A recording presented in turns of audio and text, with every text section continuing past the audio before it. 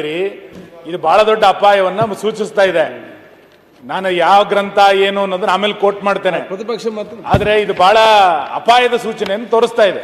ಅಲ್ಲ, ಯಾವ್ದಾರು ಇರ್ಲಿ, ತಾವು ಅನೇಕ ಸಂದರ್ಭದಲ್ಲಿ ಫೆಡರಲ್ ಸಿಸ್ಟಮ್ ಬಗ್ಗೆ ಒಂದು ನಿಮಿಷ ಪ್ರೆಸೆಂಟ್ ಆಗ್ಲಿ ಮುಗಿಸ್ಬಿಡ್ತೀನಿ. ಆಗೋಯ್ತು, ಒಬ್ಬೊಬ್ರು ಮುಗಿಸೇ ಬಿಡ್ತೀನಿ.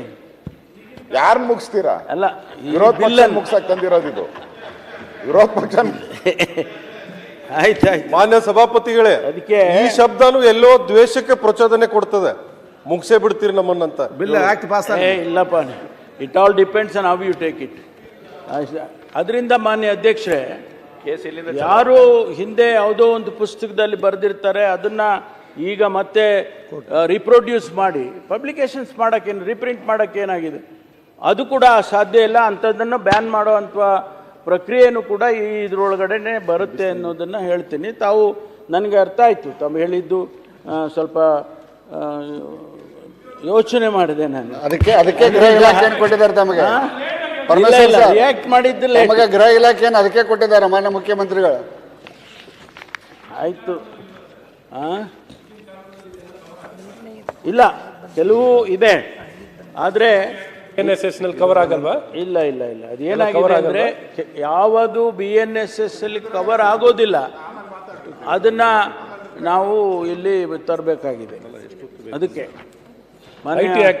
ಅಧ್ಯಕ್ಷರೇ, ತಾವು ಮಾತಾಡ್ತೀರಿ, ಮಾತಾಡಿ. ಸನ್ಮಾನ್ಯ ಅಧ್ಯಕ್ಷರೇ,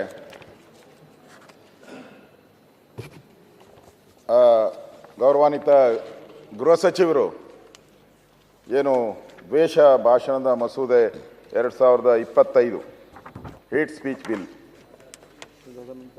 ಇದರ ಬಗ್ಗೆ ಸದನಕ್ಕೆ ತಾವು ತಂದಿದ್ದೀರಾ. ನನಗೆ ಅನಿಸಿರೋ ಪ್ರಕಾರ 75 ವರ್ಷ ಸ್ವಾತಂತ್ರ್ಯ ಆದಮೇಲೂ ಕೂಡ ಯಾವುದೇ ಕಾನೂನು ತಜ್ಞರಿಗೆ ಬರೆದಂಥ ಒಂದು ಜ್ಞಾನ, ಆಲೋಚನೆ, ದುರಾಲೋಚನೆ ಅಂತ ಹೇಳ್ಬಾರ್ದಲ್ಲ, ಇಲ್ಲ, ಆಲೋಚನೆ ನಮ್ಮ ಡಾಕ್ಟ್ರಿಗೆ ಯಾಕೆ ಬಂತು? ಡಾಕ್ಟ್ರು ಹೃದಯವಂತರು ಅಂತ ನಾವು ತಿಳ್ಕೊಂಡಿದ್ದೀರಿ.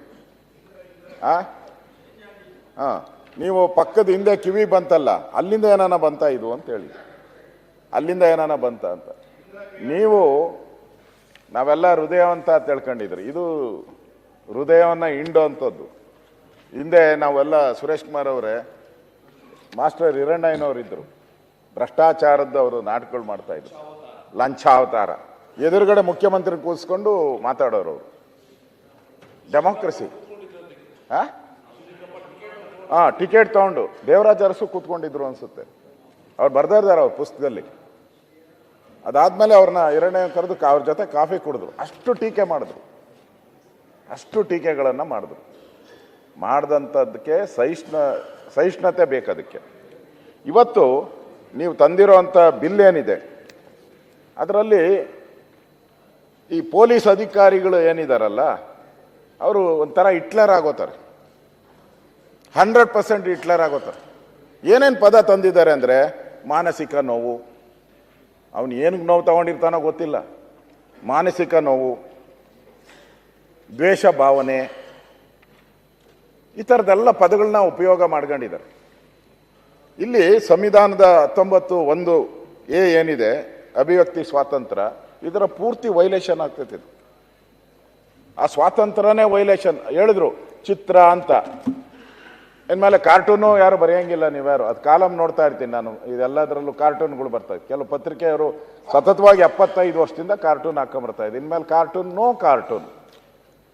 ನೋ ಕಾರ್ಟೂನ್ ಆಗ್ಬೋದು, ದ್ವೇಷ ಆಗ್ಬಾರ್ದು ಅಷ್ಟೇ. ಏನ್ ದ್ವೇಷ ಅದರಲ್ಲಿ ಮಾಡೇನೆ ಹಾಕೋದು. ಇವಾಗ ಹೇಳಿದ್ರಲ್ಲ ವಿರೋಧ ಪಕ್ಷನ ಮುಗಿಸ್ತಾರೆ ಅಂದ್ರೆ ಅದು ತಪ್ಪು ಅಂದ್ರು, ಅಲ್ಲಿ ಕರೆಕ್ಟ್ ಆಗಿ ಹೇಳಿದ್ರು ಅವರು. ಇಲ್ಲ ನೀವು ಸುಮ್ನೆ ತಿರುಚಬೇಡ್ರಿ.